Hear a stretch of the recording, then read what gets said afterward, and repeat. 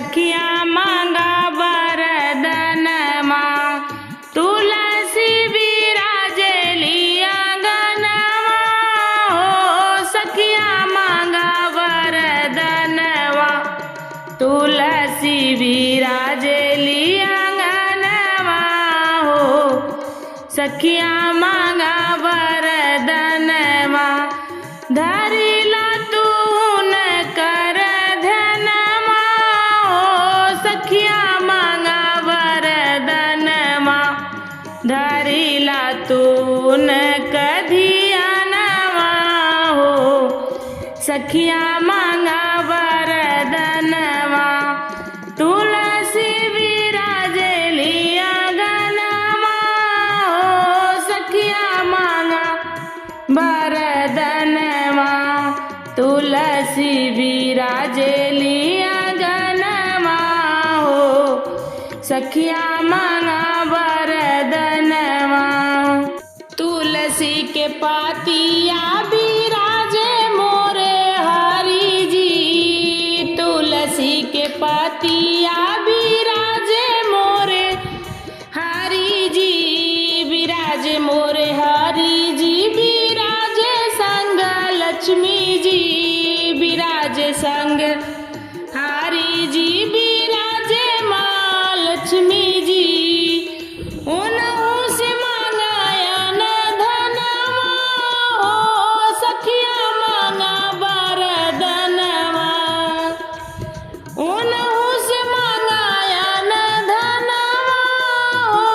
सखिया मांगा वरदनवा तुलसी विराजेली आंगनवा हो। सखिया मांगा वरदनवा तुलसी विराजेली आंगनवा हो।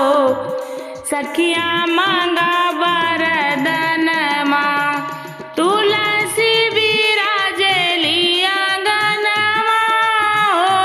सखिया मांगा वरदनवा तुलसी विराजेली आंगनवा हो।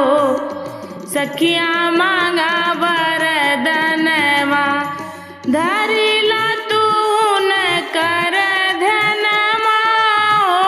सखिया मांगा वरदनवा धरिला तू न कधियानवा हो।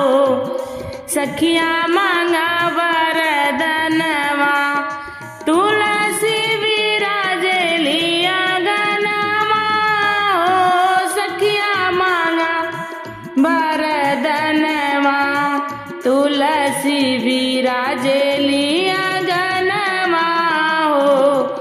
सखिया मांगा वरदनवा तुलसी के पतिया विराजे मोरे हरि जी। तुलसी के पतिया विराजे मोरे हरि जी। विराजे मोरे हरि जी संग लक्ष्मी जी। विराजे मोरे हरि जी संग में लक्ष्मी जी। मांगा उनसे अन धन सोनमा हो। सखिया मांगा वरदनवा मांगा हो अन धन सोनमा हो। सखिया मांगा वरदनवा तुलसी विराजेली आंगनवा हो। सखिया मांगा वरदनवा धरिला तू न कर ध्यानवा हो। सखिया मांगा वरदनवा धरिला तू न कर ध्यानवा हो। सखिया मांगा वरदनवा तुलसी विराजेली आंगनवा हो। सखिया मांगा वरदनवा तुलसी विराजेली आंगनवा हो। सखिया